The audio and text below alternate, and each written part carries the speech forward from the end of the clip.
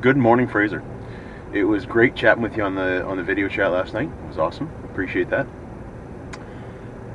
I am loaded up for bear here, and not really bear, but loaded up for plumbing here and stuff. So heading off to the church to try and start working on the plumbing stuff. I'm gonna chat with one of the plumbers at the church this morning, and hopefully get him over to even have a quick look, maybe, if I can, before things get going. So let's head off to the church. And I know it's Monday, I'm aware, but there's just a bunch of that stuff I want to get done, to get the cabinets in there, kind of thing. So so we're just doing it anyway. All right, we're here, we're looking at this stuff. Yeah, that's all I gotta say is yeah. All right, let's figure this out. All right, so trying to figure these things out. What I'm looking at here is that somewhat, in my opinion, and I'm not a plumber, but that should go straight down. That line there should go straight down, because you want the pressure of it going down to push it out, kind of thing, right? I do happen to have another one of these. What I would need is a couple of sink strainers to clean that up, and that would be better. And then we work on this stuff. So I'm not sure what that was supposed to be, but we're gonna fix that too, because I'm scared to find out what that is. It literally looks like somebody's melted plastic in there, but so be it. It is what it is. It probably worked at the time, and it's worked forever. It's just, now let's get her done. Let's fix her up. So I gotta fix that. I gotta put a coupler in there and fix out that line there. And that's going to be the drain, right? So the biggest problem, from what Kyle is telling me, is there's apparently a buildup of coffee grinds with these things. So you need it close to a drain to be able to flush it out, clean it out, kind of thing, right? All right, I ripped out to Rona and grabbed a couple things, but Kyle's potentially on his way over, so I'm going to wait before I do anything and chat with Kyle. Yeah, but so in the meantime, I'm going to do this. I stopped by home and grabbed a couple things, but this door, this little half door, kind of swings. If you do that, it'll swing past, right? And that's going to pull out the hinges every time. So I'm just going to toss a piece of wood on there.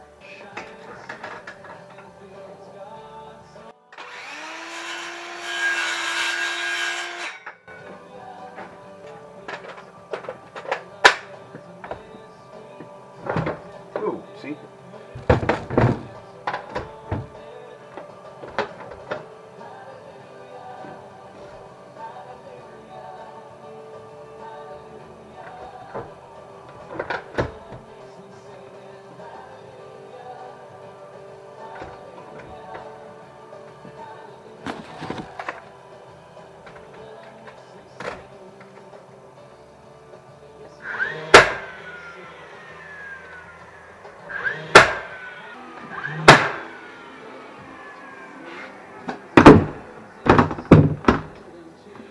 Well, that was a simple job. That was a very simple job. Doesn't go through anymore. See? Very simple. So I'm going to turn the water off.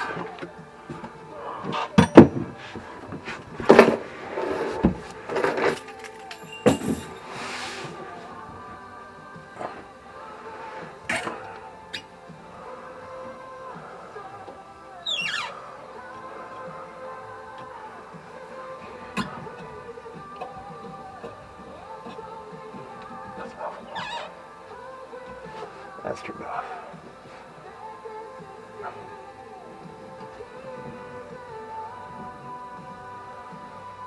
I'm trying to take these off now.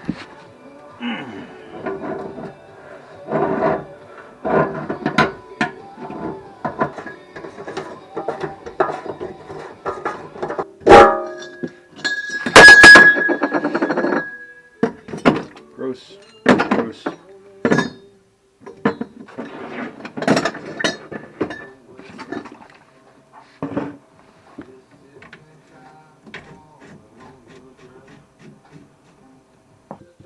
See, I don't want to cut things before I actually have solutions for them. Let's get in there and cut the panel out a little bit. See what we got.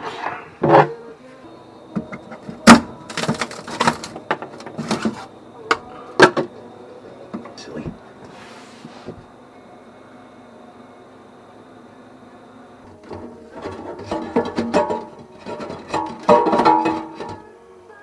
The weird thing about this,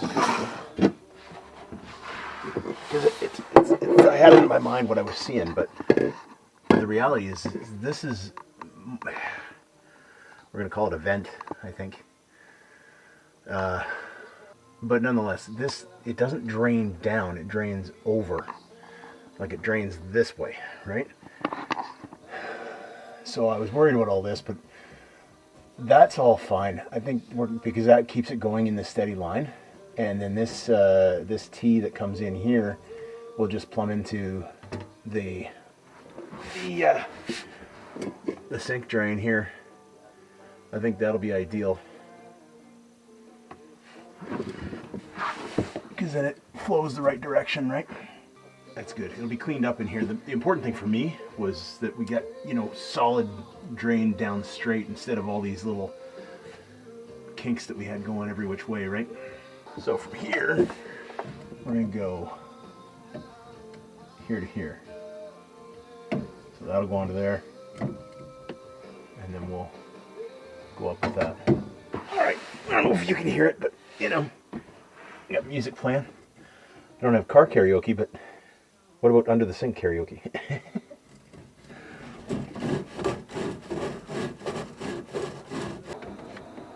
Let's see where we're at.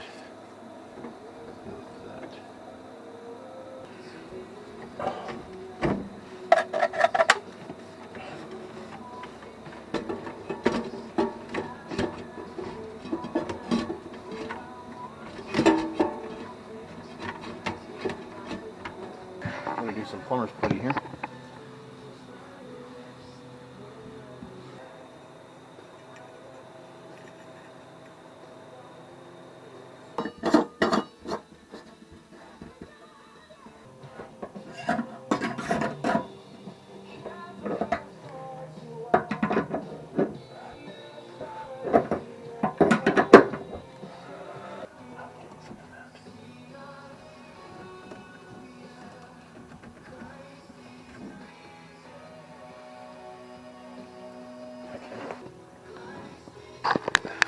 So it's just a little bit too long of a distance, too great a chasm there. Kind of like the chasm between man and God. It's just unreachable without a coupler. But with the coupler, let's say we'll call him Jesus, and he bridges the gap. Who knew plumbing could be an evangelistic tool for explaining the gospel? Yeah, I want to make sure it's going to fit. I don't want it to be, pushing or straining or breaking anywhere else. I want it to be done properly. The problem is with this stuff, right? Once you commit and you put the ABS glue to it, you're kind of committed. So that's why I'm dry fitting this thing like crazy. I glued that together, so that's good. Now we're still working on all this. Work on a little bit at a time, because that's not going to change. This is solid, right? Well, let's glue this together. How hard can it be, right?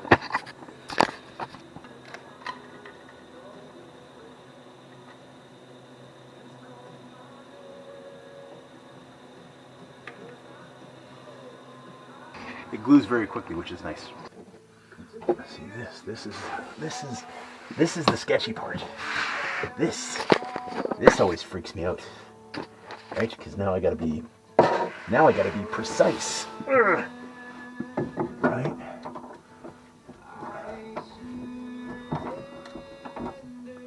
I've got to be precise. I've got all of about 3 seconds to get this, you know, precisely in place. I think I can handle that. Don't you?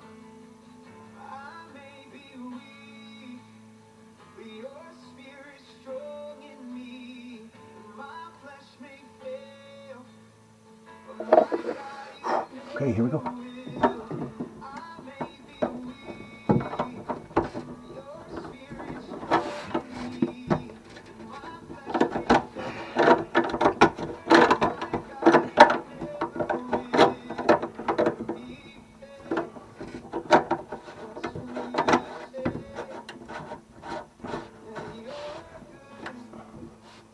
I do believe so. I hope so. If not, I can always fix it, but I don't want to. I don't have to.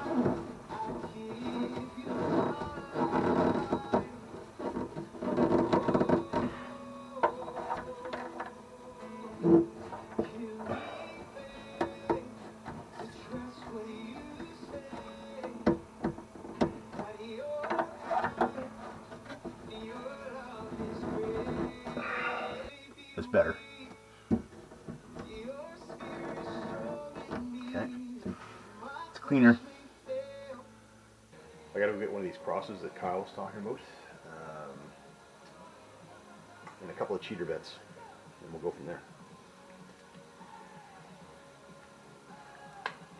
Let's see how that goes. And I'm probably gonna pick up lunch on the way too. So. Grabbed the lunch. Ate it quick. I'm back here working on this. So, we'll work on this section next.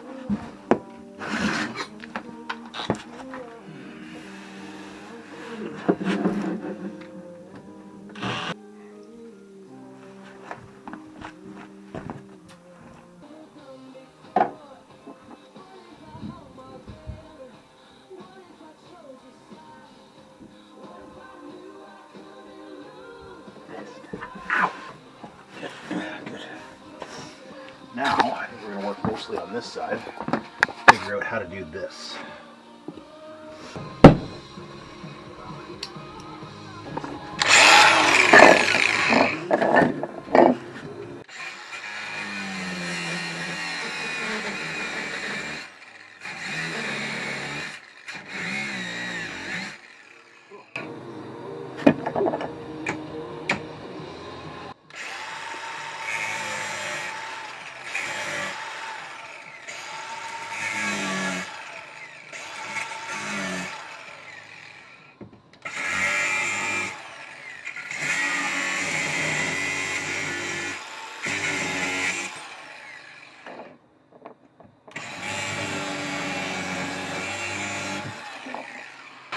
There we go. That looks fun. Not that I can see it, but I can.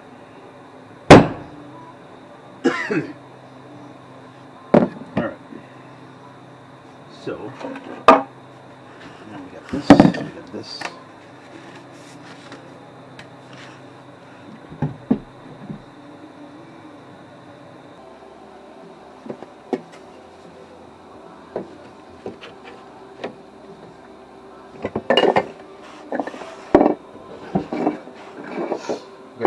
So this basically goes here. I got a 90 degree which goes into the bathroom sink there. I got this basically dishwasher thing there for plumbing into this machine, this behemoth thing. Yeah. Oh, that was good. That was well done. That was right there.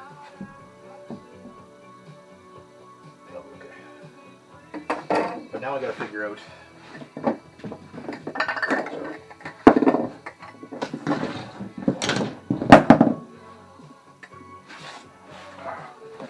Now I'm going to figure out this thing. Here we go.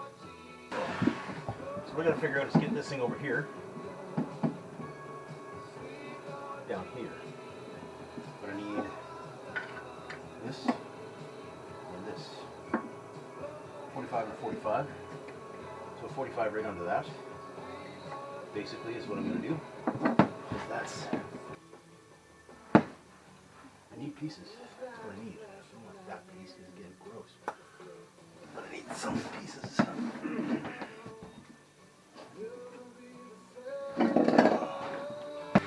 piece it all together and dry fit it. But as I usually do, I keep setting stuff down and don't know where I put things.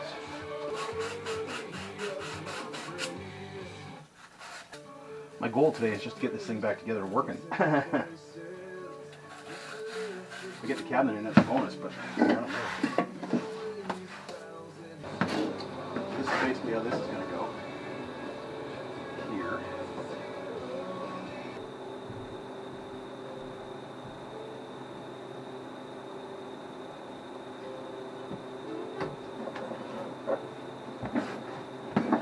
Okay, I ripped out to the store.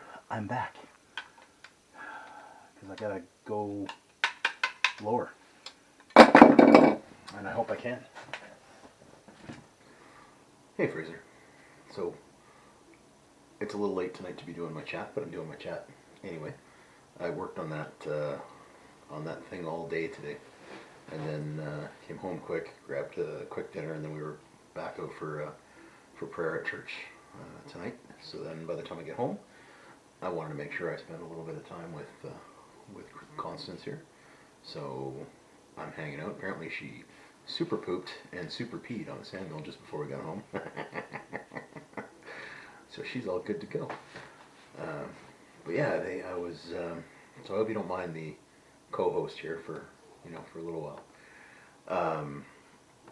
Yeah, started on that thing this morning, man, and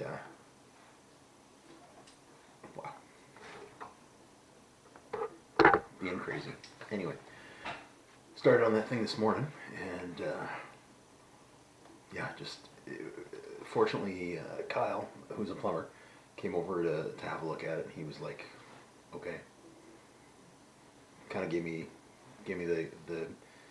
the directions as to what to do, and so changed my plan initially, and gave me the proper way to do it, which is good, because again, what I was thinking just made sense, but what he was saying made way more sense, and yeah, is good. So we're adding a couple of vents to make sure that things are good and well flowing, so it should all be good.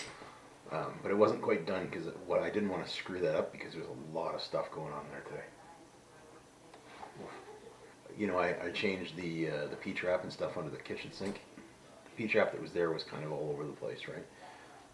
Now there'll be a solid flow of water straight down and in and flowing well. But I had to dry fit everything on both sides, especially that going down into that clean out, and then go back and glue things in and stuff. And that's a long process when you're cutting everything and then pre-gluing it and then marking it and then making sure it's fitting, and it makes for a long day, dude. I got 23 chunks, not including this one. I got 23 chunks of video. So again, if it doesn't all fit, I may throw it on tomorrow's, but tomorrow's going to be probably a long day as well, because I've got to go back in tomorrow. I've got to keep working on it, because it's got to get done. It's in a state right now where it cannot stay there. It must get fixed. And then of course Wednesday we got a regular maintenance day anyway, which I want to do some sanding, but I'll probably get the countertop cut on Wednesday at least as well. So, but yeah, that's about it, man. It's just a long day. It was just a long day. So it was very interesting, just in the sense that it was different. I had to really think about a lot of things, and you can't do one thing without doing something else first, and then once that's done, then you can do this, and then you gotta. It's like a chess game or juggling. It's juggling really, because you got to do multiple things at once, and you got to make sure everything's done properly and everything's glued properly, and yeah. I want to read a little bit tonight. Again, we're at the end of Matthew now. There's just so many prophecies in this, right? That were written about hundreds and hundreds and hundreds of years before Christ died. So this is chapter 27, verse 32, and so on. As they were going out, they met a man from Cyrene named Simon, and they forced him to carry the cross, because Jesus had fallen. He was basically going into hypovolemic shock from all the the flogging and all that sort of stuff and the blood loss. So he collapsed under the weight of the cross. So they forced this guy to carry it up there. They came to a place called Golgotha, which means place of the skull. There they mixed Jesus wine to drink, mixed with gall, but after tasting it, he refused to drink it. When they had crucified him, when they put him up on the cross, they divided up his clothes by casting lots. That was prophesied about back in, I believe it was in Isaiah. And sitting down, the soldiers, kept watch over him there. Above his head they had placed the written charge against him, "This is Jesus, King of the Jews." 2 rebels were crucified with him, one on his right and one on his left. Those who passed by hurled insults at him, shaking their heads and saying, "You who are going to destroy the temple and build it in 3 days, save yourself. Come down from the cross if you are the Son of God." In the same way the chief priests and the teachers of the law and the elders mocked him. He saved others, they said, but he can't save himself. He's the King of Israel. Actually, it says he's the King of Israel. It's not a question mark there. It's he's the King of Israel. Let him come down now from the cross, and we will believe in him. He trusts in God. Let God rescue him now if he wants him. For he said, "I am the Son of God." In the same way, the rebels who were crucified with him also heaped insults on him. That didn't last. In one of the other Gospels, one of the rebels who were being crucified, or one of the thieves who were being crucified, has a heart change and calls on Jesus. We'll get to that another time. From noon until 3 in the afternoon, darkness came over all the land. There was no eclipse during that time in that area. And yet, there's documentation outside of the Bible that actually occurred. And when Jesus had cried out again in a loud voice, he gave up his spirit. At that moment, the curtain of the temple was torn in two from the top to bottom. Apparently the curtain was like 4 inches thick. It was like just a ridiculously massive curtain in the temple in Jerusalem. And it was between the Holy of Holies, which was the place that, and the holy place. So you were only one person was allowed to go in there once a year. That's it. Because the Holy of Holies was where it was considered God was. And if you walked in there unworthy or at the wrong time, other than this one time, you would die. And if you went in there as the high priest, it was only the high priest that would go in. They would tie a string to him, because if he died while he was in there, they'd have to pull him out, because if anybody went in there to get him, they'd die as well, right? So anyway, the veil tore from top to bottom. There was a great earthquake. The earth shook and the rocks split. The veil opening, being torn from top to bottom, is also symbolizes the fact that Christ opened up access to God. There's no longer a veil there. We don't have to hide behind the veil. We have full access through Christ to God. Period. When the centurion and those with him who were guarding Jesus saw the earthquake and all that had happened, they were terrified and exclaimed, "Surely this man was the Son of God." Jesus did all that for you and me, man. All of that. There's more that I want to read here, but we'll deal with that probably tomorrow. But he went through that whole situation. He went through that whole scenario for you and me, because he loves you. He loves me. He loves everybody. He doesn't want anybody to die without coming to repentance, without coming to a relationship with Christ. I love you, buddy. I miss you. We're going to have to start making plans very, very soon for the dates when you're going to be coming out here. I'll look at it. I'm thinking like mid-March kind of thing.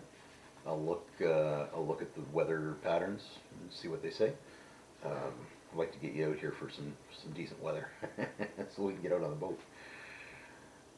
I do look forward to seeing you very soon. God loves you very much. I will post more tomorrow.